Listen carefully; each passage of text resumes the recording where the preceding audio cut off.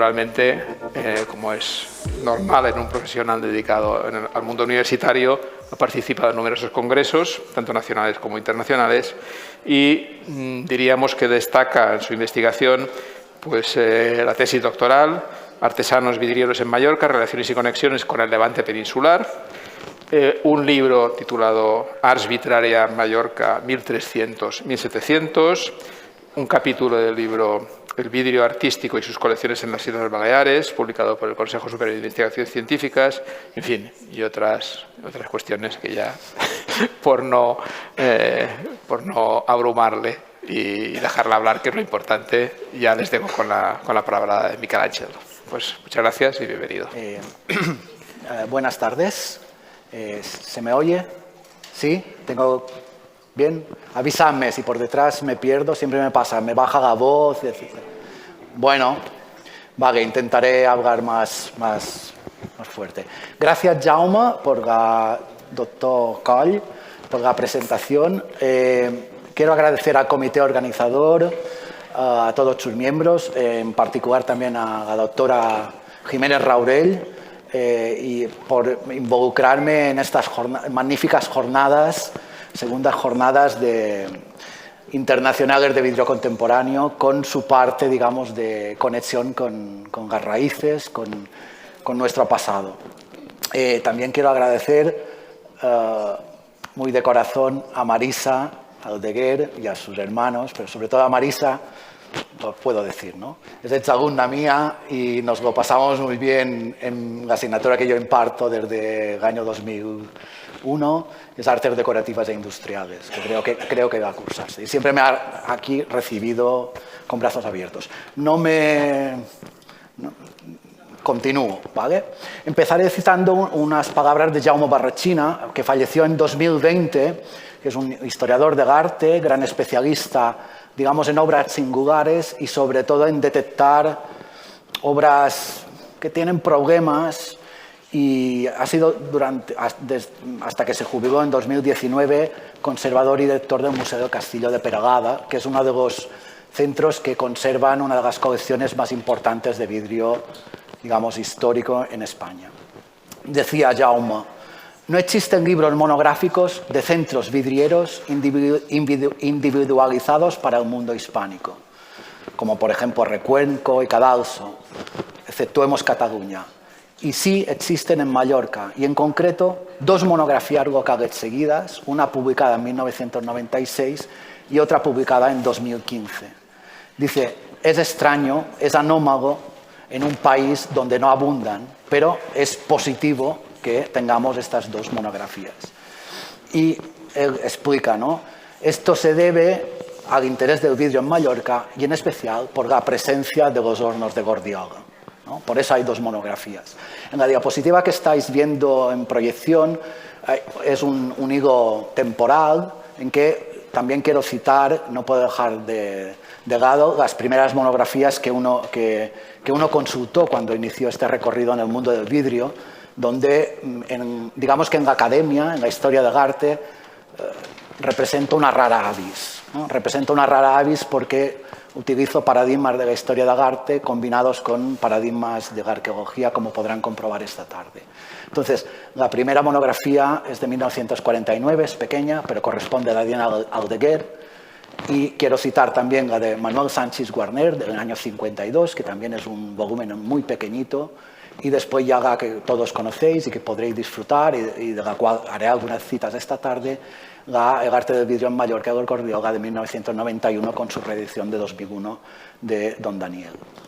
En relación al vidrio del siglo XVIII, que yo os quiero presentar como origen de esta manufactura que tenemos aquí, bueno, tengo que confesar que queda mucho por estudiar, que yo me paré en 1714, mi trabajo incluyó el Reino de Mallorca y no profundicé en las cuestiones del siglo XVIII. Entonces, hoy aportaré algunas pequeñas novedades y otras cosas que ya sabíamos, pero que yo creo que es interesante situar. Entonces, ya os digo, quiero animar a la gente a reestudiar, porque es necesario recorrer a las fuentes para situar las cosas. Nos situamos en Palma. Os voy a hacer un pequeño recorrido por la ciudad de Mallorca, por La Palma. Tenéis el plano de la ciudad de Mallorca, a la derecha, abajo en el inferior, una vista de la situación, por aquello de que es importante saber dónde estamos y plantearnos cómo era la ciudad de Palma más o menos a lo largo del siglo XVIII, que es lo que intentaremos trabajar. La población, pues teníamos una población de unos 30.000 habitantes, una población reducida, y si incluimos el global de la isla estaríamos alrededor de unos 124.000 habitantes, siempre en cálculos de la época, que no son nuestros censos, ni mucho menos. ¿Cuántos talleres existían en la segunda mitad del siglo XVII? Pues estaríamos hablando de 2, 3 talleres que serán más o menos el mismo número a inicios del siglo XIX. Es decir, no habrá un incremento, sino que son talleres que, como veremos, van cambiando de situación o van cambiando de propiedad.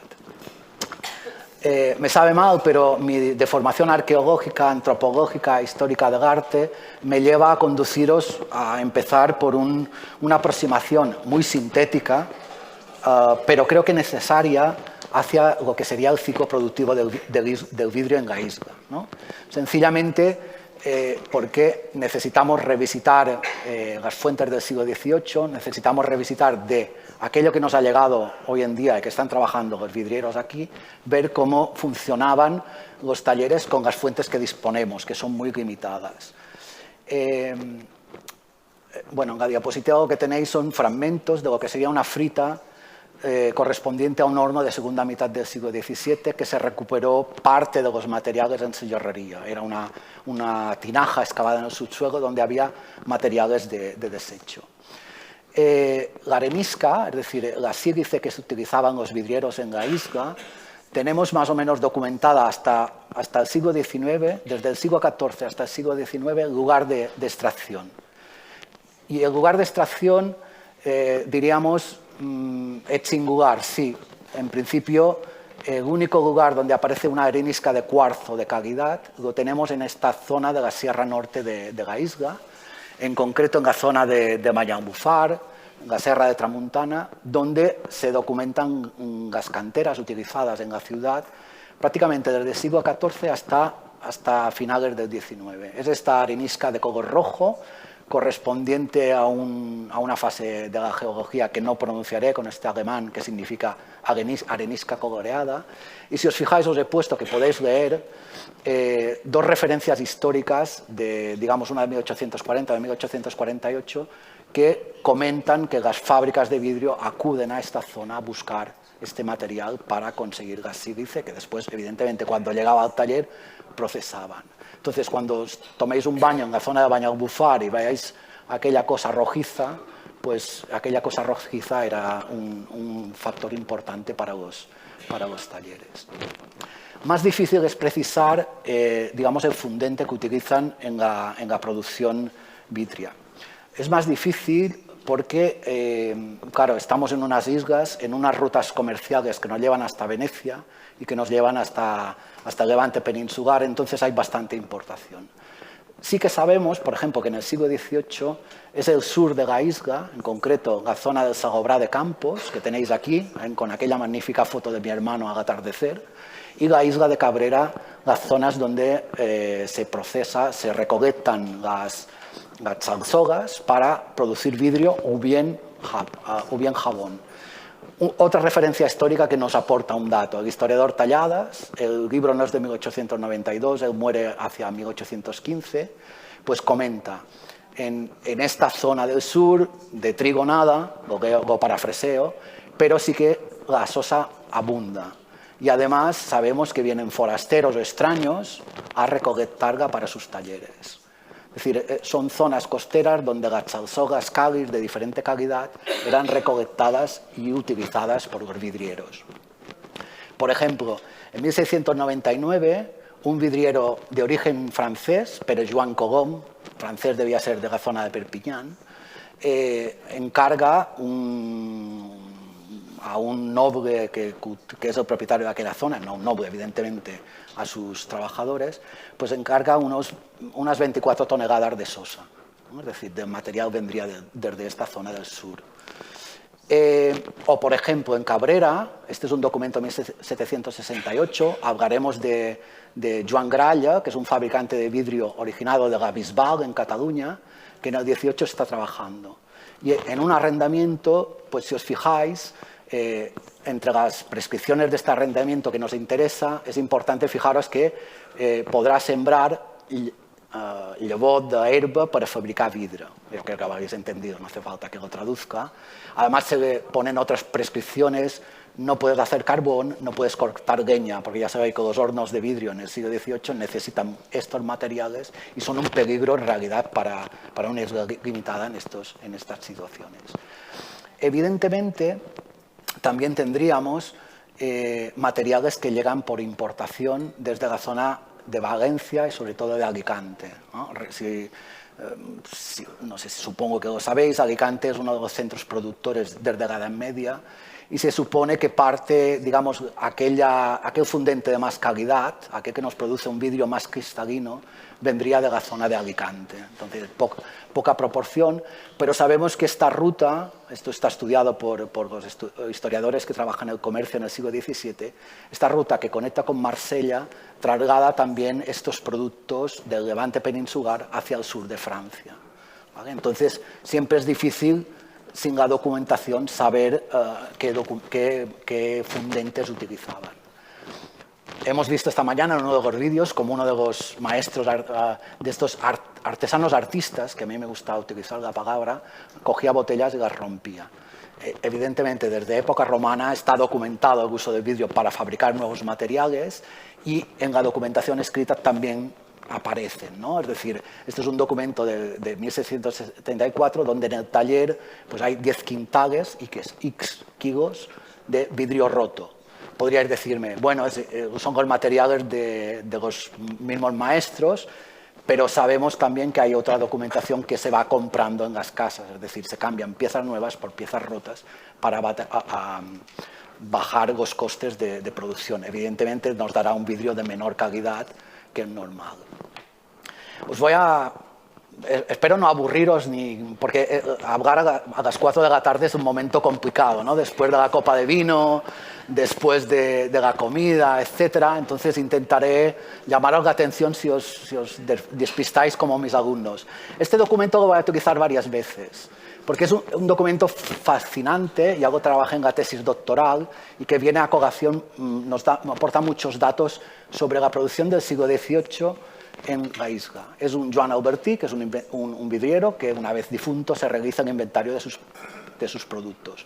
Fijaos la cantidad de barrilla cuita, barrilla maga, barrilla sin cocer que tenían en su taller, pero fijaos también, que esto me lo he dejado antes, la piedra que sale de la zona de Banyalbufar se conoce como sabell o sabell.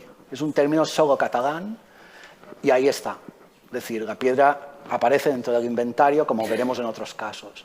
Después interesa, por lo que veremos en la última fase, estamos en la primera de mi presentación, si no me alargo más, los esmaltes y también los colores que tiene conservados en el taller.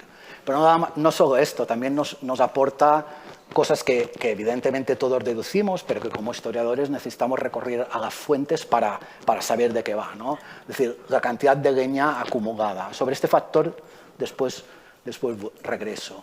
O, por ejemplo, los crisoles, morteros de vidrio que tenía 4. Entonces, podemos inferir, el horno no era de grandes dimensiones, era un horno relativamente pequeño y tampoco trabajaba una gran variedad de cosas. Pero sí que veremos ideas interesantes más adelante, ahora lo dejamos. Bueno, lo último también, ahora no me viene a la cabeza la palabra en castellano que ayer busqué, pasteras, es decir, para poder mezclar los materiales ahí guardadas. Es artesas para mezclar, ¿vale? Aquí lo tenéis, ¿no? Es un poco la idea. Y también una cosa tan básica, pero que podemos identificar, de la cual no tenemos testimonios materiales, que son las dos bancas, los dos bancos de hacer vidrio, que serían este modelo que ahora veremos en la visita del taller, que se impone en el siglo XVIII y que deja atrás el modelo, digamos, más sencillo italiano de estos scambelles y del uso de si os fijáis, tiene unas varillas atadas encima de las piernas donde rota la pieza, cosa que se facilita con los bancos y sus brazos. Fase primera superada, os veo bien. Fase segunda, esta es más dificultosa, sería intentar hacer un recorrido sobre los talleres y los maestros vidrieros activos en esta ciudad de Palma en el siglo XVIII. Empezamos por una referencia que he citado antes, pero si os fijáis, es una referencia que viene de los interrogatorios que el ministro Miguel Cayetano Soler hizo en 1802 por toda España, y que aquí respondió la Sociedad Económica Mallorquina de Amigos del País, donde se preguntan miles de cuestiones, pero se pregunta sobre qué interesa implantar en la isla, ¿no? Entonces, la respuesta es que hay posibilidad de colocar fábricas no tanto de vidrios, sobre todo de cristales, ¿no? Es decir, interesa diferenciar porque es un aspecto que en estos momentos empieza a introducirse. Y la respuesta es que en 1802 Palma tiene 3 talleres activos con 14 operarios, no más, 3.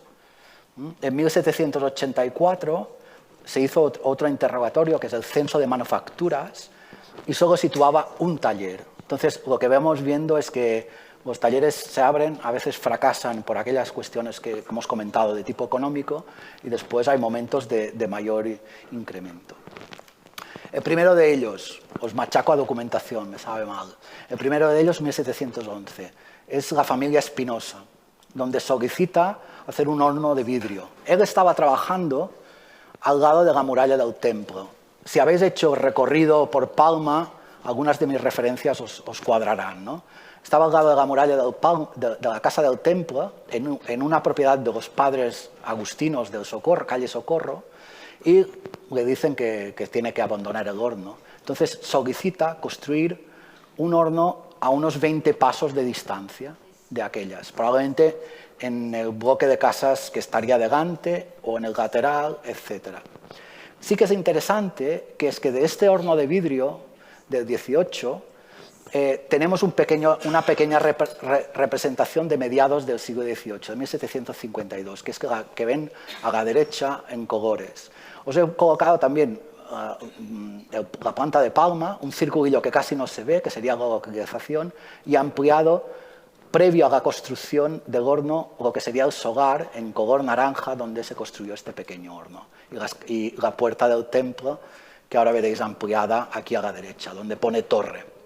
Tenéis en el color de las jornadas lo que sería este espacio que ocuparía este horno. Si os fijáis, es una representación que nos aporta muy poquísima información sobre su estructura, no es circular, es más bien elíptico, que casa un poquito con los hornos que se estaban haciendo en el siglo XVIII, pero también es interesante fijarse que aunque sea un plano muy esquemático, no hay más estructuras. Entonces se utilizaba un solo horno para realizar la frita y soplar y recocer probablemente. Porque lo que veis circular, supongo que habéis leído perfectamente horno de pan. Entonces ahí no se utilizaba. Este sería otro plano ligado a este conflicto de 1752 con la misma estructura localizada. Este es el primer vidriero que está trabajando en esta zona. El segundo es Blas Rigal. Conocemos, pues Rigal y Gordioga solicitan en 1719 al Ayuntamiento de Palma construir un hornillo en casas suyas propias, es decir, un hornillo en su casa.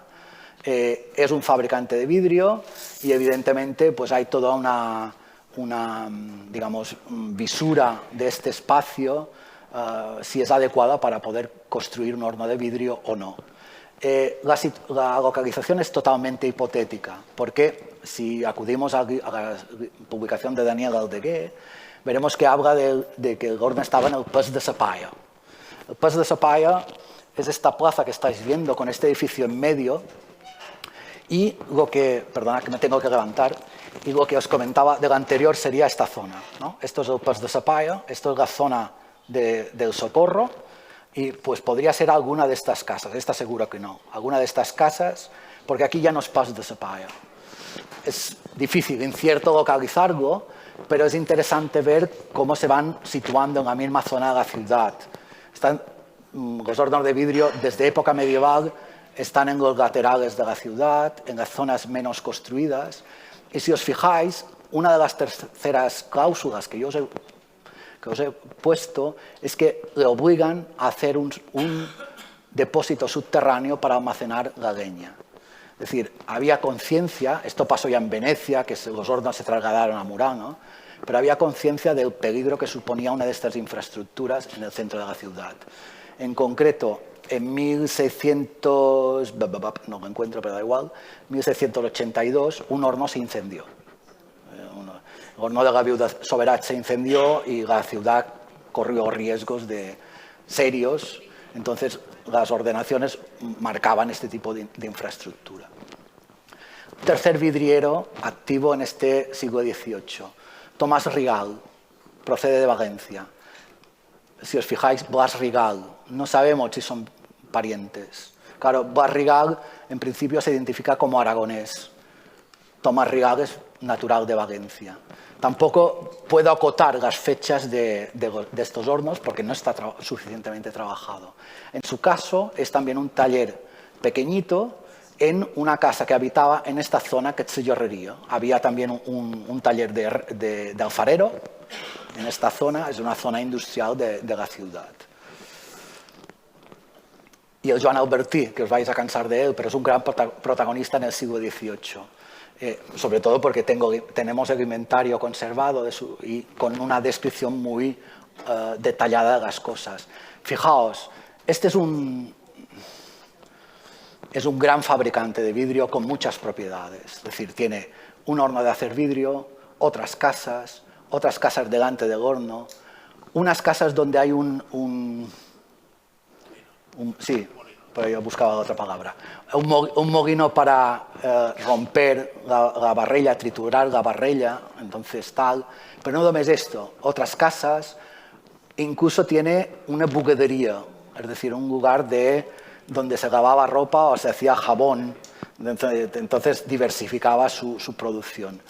Y pues eso, otro solar pegado a la muralla, porque de hecho el baluarte que hay encima era el baluarte del horno de vidrio. Entonces este es un señor súper importante que se sitúa en esta zona de la ciudad. El número 4 es la Porta de Sant Antoni. Entonces esta calle que sube hacia arriba, l'Arxiduc, ya comentaba que es una zona con muchos hornos de vidrio. De hecho he marcado hipotéticamente en color naranja donde estaría el horno de vidrio de Albertí, y en rojo otra posible localización de otro taller. Pensad una cosa, Albertí, que el viernes estuve en el archivo repasando cositas, Albertí tenía propiedades valoradas por 4.000 libras. Para ser considerado de la mano mayor, es decir, en parte de arriba, era a partir de 1.000 libras. Es decir, no era un personaje cualquiera en la ciudad de Palma. Es decir, un personaje con estas casas y con una producción importante. En el inventario dice que tienen contante metálico en el horno 2.000 libras. Un personaje muy interesante en la producción de este siglo XVIII. Y el último fabricante, ya os voy a dejar de aburrir por la situación, voy a entrar en otras dinámicas. El último fabricante es Joan Gralla, que es este vidriero que en 1768 arrenda Cabrera para cultivar sosa. Sí que está clarísima la localización, es un poquito más arriba del Pas de Sapaya, si os fijáis, el mismo edificio centralizado. El número 17 es la Plaza del Socorro, y entonces ahí está la calle Desamparados, donde sabemos que a finales del siglo XIX aún estaba el horno de vidrio, en particular este que estáis viendo aquí. Sabe mal, tenía que meter un poquito de arqueología, es importante. Es este horno de vidrio en proceso de excavación hace unos cuantos años. El director de la excavación, José Merino, cuando detectó que se trataba de un horno, me llamó y dijo, ayúdame porque yo de esto no me atrevo. Entonces, un poco el final, está muy destrozado. Perdona, que ya no estoy siguiendo el guión. Está muy destrozado. Pero bueno, algunas imágenes de lo que sería el supuesto horno de fusión, una vez retirados los estratos superficiales, con parte de la cubierta caída en su interior, lo que sería una segunda estructura cortada por varias paredes, que podría ser un arca o un horno de recocido, porque utiliza el mismo calor del horno. Por eso os he puesto En el fondo, esta imagen de Dirot Agenberg, un poco para situarnos, pero sería una arca relativamente pequeña y que además estaba machacada porque estaba a nivel de la primera hilada, imaginaos lo que tendría que subir hacia arriba. Y después, pues la estructura, lo que sería el canal, digamos, que yo le digo canal de combustión, aviso, está en estudio, los hornos son difíciles, cuando están en excavación no sabes qué ves, entonces es este canal que tendría una puerta, la tenéis a la derecha, y que estaría hecha más o menos de los mismos materiales que se utilizaban para hacer vidrio. Es decir, son piedras que vienen de Banyalbufar, porque hicimos un pequeño corte de esta estructura que no se pudo conservar, y la hemos metido en el coloquialismo, la hemos introducido entre un microscopio electrónico y nos da este tipo de material que viene desde la zona de Banyalbufar. Y esta imagen que estáis viendo, pues pudimos aprovechar para hacer un escaneado láser 3D de la planta y también de las secciones, porque la estructura era irrecuperable y ha desaparecido. Entonces tenemos más o menos acotadas en dimensiones lo que sería este pequeño horno de los Gralla, y ahí os he puesto también una imagen del Dirot Agenberg que sirve un poquito para imaginarse un poquito aquella boca y este canal donde se producía la combustión muy pequeño para alimentar lo que suponemos que es un horno de cocción. El Joan Gralla, cuando muere, en este caso no disponemos del inventario, sería muy interesante, pero el inventario ha desaparecido, pero sí en el testamento, que transmite sus bienes a sus familiares, etc., aparece, por ejemplo, que yo no lo desconocía totalmente, aparece un vidriero de Candigón, es decir, que podría estar trabajando aquí, entre los testigos aparece un vidriero de Candigón. Y aquí algunos pequeños materiales recuperados, ¿no? Lo que sería fragmentos de una posible tobera y evidentemente fragmentos de grisoles. De los materiales no hablo porque para mí son de finales del 19, es decir, o mediados del 19, además están muy fragmentados, muy difíciles de interpretar, algunos son semicristales. Bueno, bien, muy bien, ¿no? Creo que me he acelerado mucho. Entramos en la tercera fase. En esta tercera fase, lo que os quería presentar son algunos de los objetos que podríamos situar en esta Palma del siglo XVIII, haciendo como varios paralelismos y también cruzando con las colecciones y con los materiales conservados, ¿no? Si acudimos a los inventarios de las casas, entre los materiales que aparecen, es normal que aparezca este cristal de Bohemia. Está apareciendo ya a finales del siglo XVII y deducimos que es de Bohemia cuando podría ser que venga de la granja en el siglo XVIII. Es decir, son cristales que llegan y se documentan como cristales.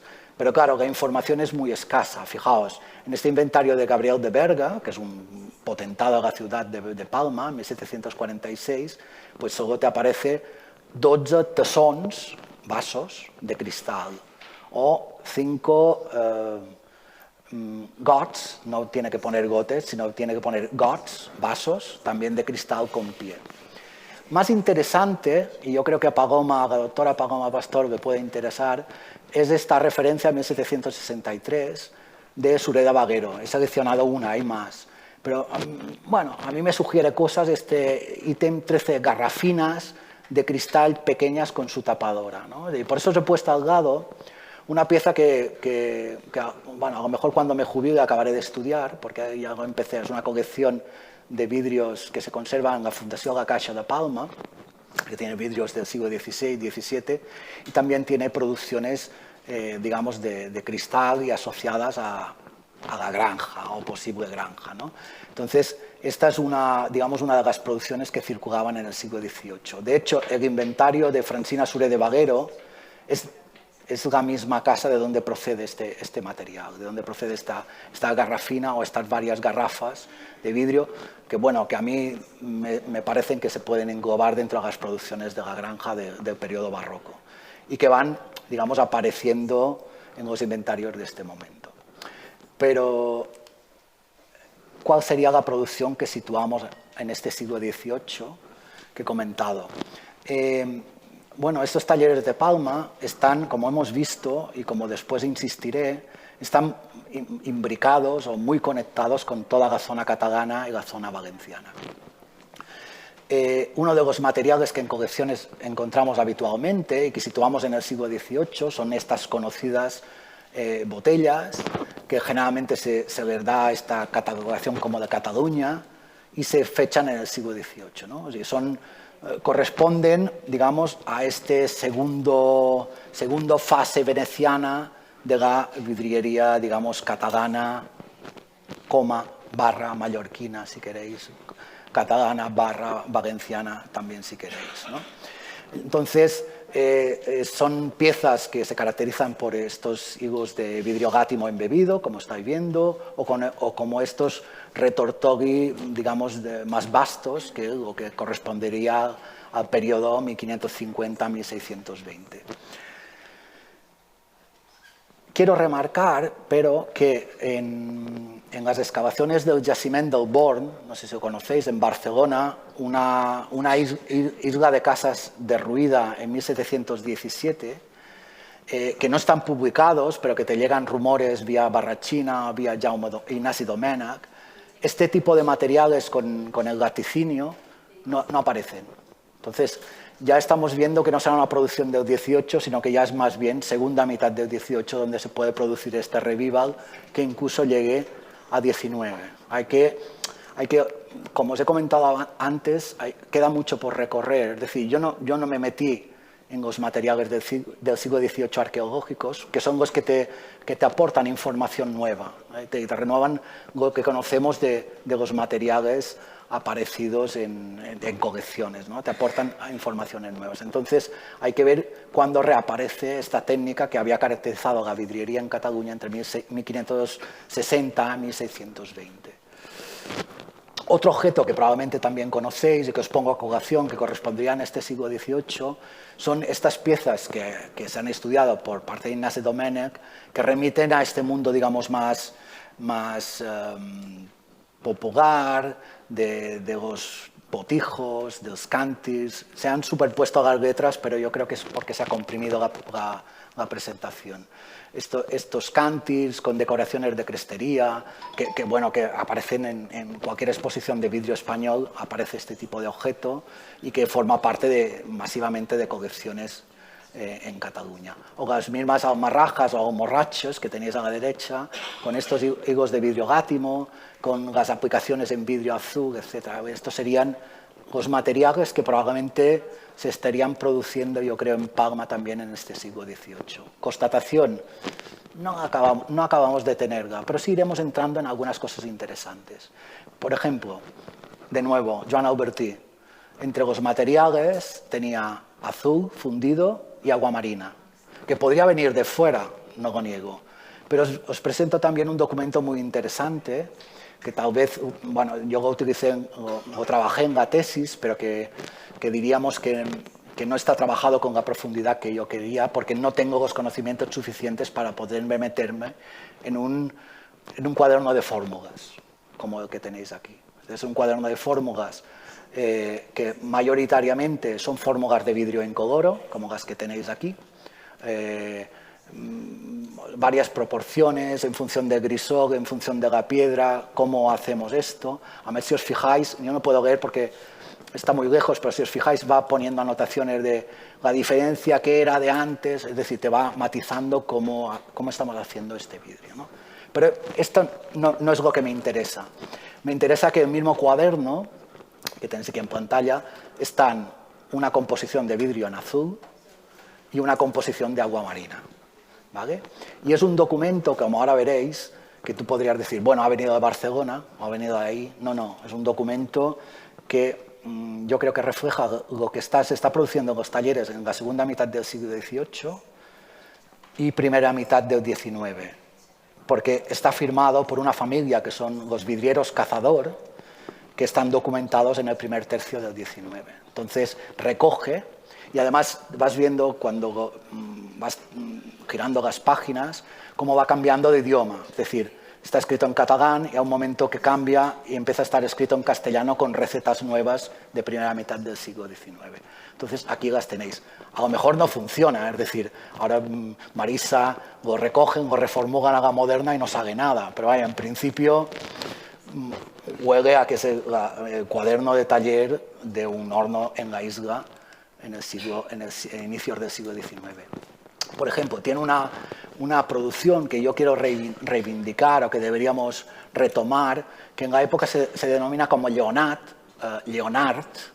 en castellano, que es un color morado, para que nos hagamos una idea. Es como una versión, no sé si una versión de baja calidad de algunas producciones venecianas, pero aquí se estaba produciendo. Fijaos, ¿por qué es mallorquín el documento? Os lo he subrayado. Sabell.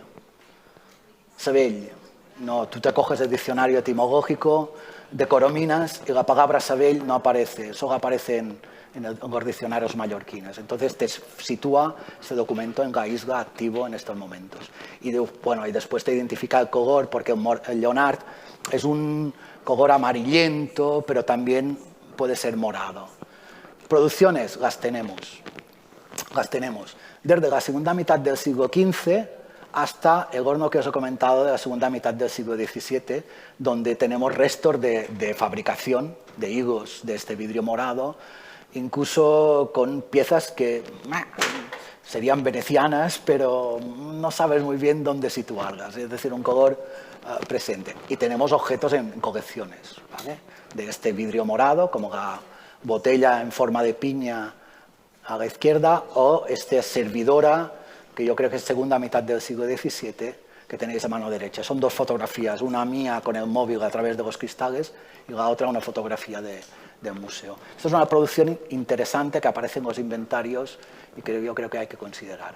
Continúo con el mismo inventario. Joan Albertí también tenía, aparte de los materiales, moldes. Y los moldes nos dan una información. No toda la que queríamos, pero sí alguna. Por ejemplo, tiene un molde para hacer llevons, es un diadactilismo que significa leones de bronce. Tenemos un problema, no tenemos leones de bronce del siglo XVIII. Entonces, ¿estaría ahí desde 100 años antes? No creo. Pero sí que algún tipo de molde para hacer leones, un vástago o algún tipo de objeto que en este momento yo desconozco que existan. Sí que existen este tipo de aguamanigues, como el que estáis viendo a la derecha, que está en el Museo Arqueológico Nacional, pero que son del siglo XVI, del siglo XVI, inicios del siglo XVII. Hay dos más en el Museo de Artes Decorativas de Barcelona, que son fantásticos, que van viajaron a las exposiciones del Corning Museum de Beyond Venice, del vídeo de Venecia. Aquí no sé, os he puesto el lateral frontal del Museo Arqueológico Nacional porque se ve la línea del molde, ¿no? Se ve una línea vertical clarísima. Pues no tenemos leones del siglo XVIII que yo sepa, o mejor después aparecen, ¿vale? Pero ahí están. Otro molde que tendría son los moldes para hacer piñas o racimos de uvas, ¿vale? Es decir, un molde que ya sabíamos que se utilizaba desde el siglo XVII, pero que aquí el vidriero tenía uno de estos moldes en Palma, en su inventario, ¿no? Y os pongo un ejemplo de las piezas fechadas en el 18 y evidentemente de fabricación de Cataluña, que es una moda, esta piña o racimo de uvas un poco generado a fines del siglo XVII, que se hace bastante popular, no solo para candeleros, como el que estáis viendo aquí, sino también para diferente tipo de botellas. Es decir, os he puesto un candelero del 18, una botella en forma de piña del 17, que yo creo que el pie y la parte de abajo también lo explica, y una pieza del Corning, la única que he encontrado, con una fotografía no muy buena, que yo ya dudo de la datación. La datación me parece muy forzada en el 16, sobre todo porque tenemos estas referencias claras a esta original forma de resolver un candelero, de resolver una botella. Después variaciones diversas en la calidad del vidrio, en las soluciones de las bocas o en las soluciones de las bases. Y después el inventario, y aquí más o menos ya voy cerrando, solo tendría una pequeña referencia a moldes de madera para hacer vasos. Claro, esto no nos aporta prácticamente nada, es un elemento que queda ahí y que es muy difícil de interpretar. Voy recapitulando, voy cerrando algunas cositas. Una de las cuestiones que tenemos clarísimas del vidrio en Mallorca son las conexiones que se producen ya desde la Edad Media hasta el siglo XIX entre Cataluña y Mallorca, incluso podríamos incorporar Valencia. Estas conexiones suponen trasvase técnico, determinadas técnicas, no todas, trasvase humano, Gralla estaba en Cataluña, está aquí, Gordioga estaba en Mallorca, está en Cataluña, y también un trasvase de productos. Todo esto hace que haya una dificultad, sobre todo, de catalogar, y recojo de nuevo unas palabras de Jaume Barrachina en una de sus últimas obras, que es Vidrio español en La Habana. Dice: normalmente en ningún museo del mundo habrá vidrio alguno clasificado como de Mallorca. Pero el hecho de que la industria vidriera local esté bien documentada hace sospechar que algunas piezas sean isleñas. La conclusión sería que, tratando con propiedad, en muchos casos habría que clasificar como manufactura catalana o mallorquina.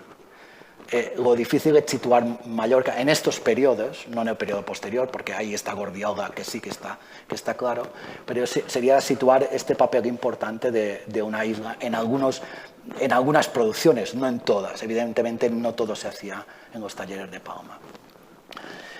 Una segunda cuestión que hay que poner en relieve es la cuestión de la continuidad técnica más que evidente, y ya me perdonarán, como habéis podido comprobar, he hablado muy poco de Gordioga, pero es a través de su taller que se han transmitido los conocimientos técnicos que tienen estas raíces en el siglo XVIII.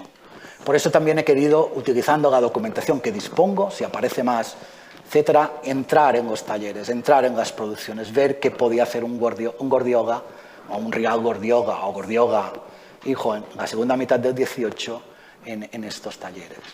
En realidad, también este taller de la familia Gordioga, que se consolidó, que a la vez fusionó influencias diversas a lo largo de los años, y sobre todo en segunda mitad del XIX, que acaban por confeccionar este modelo de vidrio mallorquín reconocido hoy en duda. Para mí, estas son palabras de mi tesis. Sin duda, uno de los grandes méritos del obrador ha sido haber conservado la técnica del vidrio soplado como un tesoro preciado, transmitiéndola de maestros a aprendices, generación tras generación, evitando o salvando los procesos de industrialización que afectan la artesanía en el siglo XIX y que causaron la desaparición de muchísimos talleres tradicionales a partir de la invención de técnicas industriales. Y la transmisión de este hábitus, de esta cadena operativa que ahora podremos disfrutar, evidentemente actualizada en materiales, actualizada en formas, suponen evidentemente un gran motivo de celebración. Y cierro con una canción popular o una parte del cançoner popular que dice más o menos quan la fadrina està en dansa al costat del ballador, tirau vidre volador i feis-li lluir sa manta. Nada, espero haberos... sí, más o menos. Cuando la soltera está en danza, junto al bailador, tirad cristal volador y hacerle lucir su manta. El cristal volador, aquel que... ¿no? Sí, ¿no? Encima. Nada, muchísimas gracias por vuestra atención. Pues muchísimas gracias y enhorabuena, doctor Capella, por esta magnífica conferencia que nos ha profundizado en el conocimiento de la materialidad, del patrimonio cultural inmaterial que tenemos vivo todavía, por fortuna.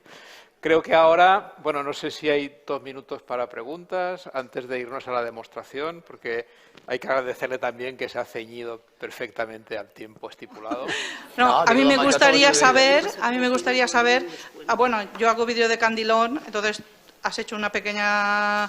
Sé que hay muy poquito, pero sí que me gustaría saber a ver dónde yo puedo encontrar pues referencia a antiguamente al vidrio de Candilón, porque yo sé que soplado y todo lo demás sí que hay mucho, pero bueno, ya que has dado una pequeña pincelada al de Candilón, pues a mí me gustaría saber... Pero, ¿saber qué? ¿Dónde puedo encontrar información? En general. Un poco. Digamos, sobre historia del Candilón. Sí. Paloma. El candilón, lo que es el vidrio al soplete, lo que normalmente se hace así.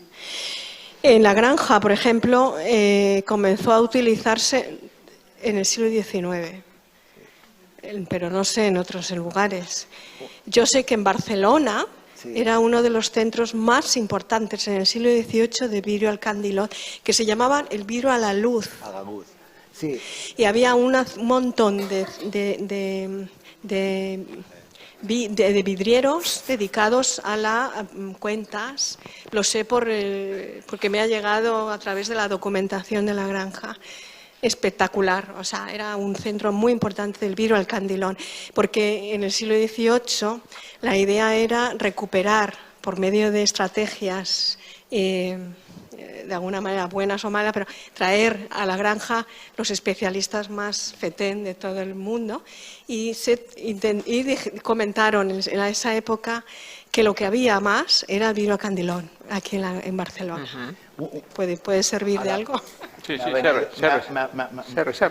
se me ha encendido una bombilla. Hay una descripción que es la historia natural de Cataluña, de Pere Gil, de 1630. No se sent? Sí. Donde enumera, no da imágenes, pero enumera una buena parte de la producción que hacen los vidrieros a la luz y aparece mucho objeto de decoración, etc. Por eso decía, ¿qué te interesa? Porque claro, en Mallorca hay esta referencia del siglo XIX cogida y hay una referencia de inicios del siglo XVII que vienen unos vidrieros de la zona de Altare para trabajar a la luz. ¿Qué trabajan? No lo sabemos. De Altare. A soplete. Figuritas. Sí. No, sí, yo me imagino que trabajan, pero que no tengo la realidad material. Ya sabes. Posso fare la domanda in italiano a te? Sì.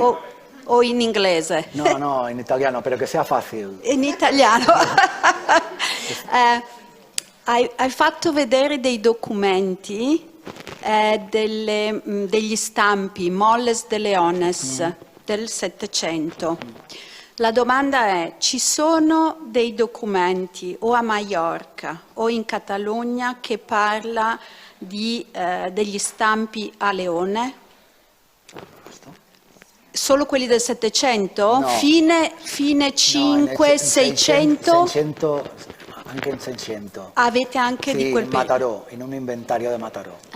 È interessante sapere che Venezia nel 1592 esporta proprio in Spagna e in Portogallo dei vetri a foggia di leone.